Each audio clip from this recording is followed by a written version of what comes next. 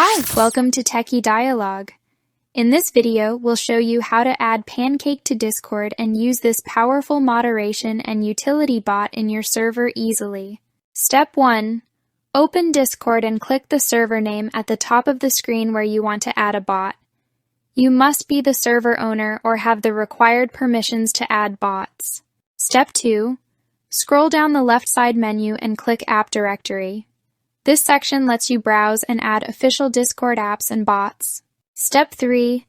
Use the search bar to find a pancake you want. This helps you quickly find bots by category or name. Step 4. Click on the pancake you want to add. This opens the bots page where you can see details and features.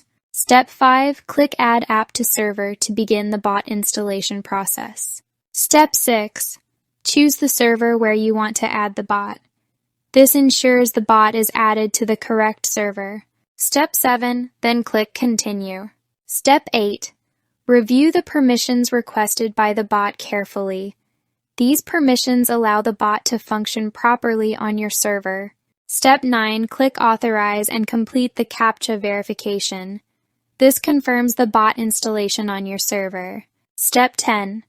Go to a text channel on your server and click on the right side on the pancake.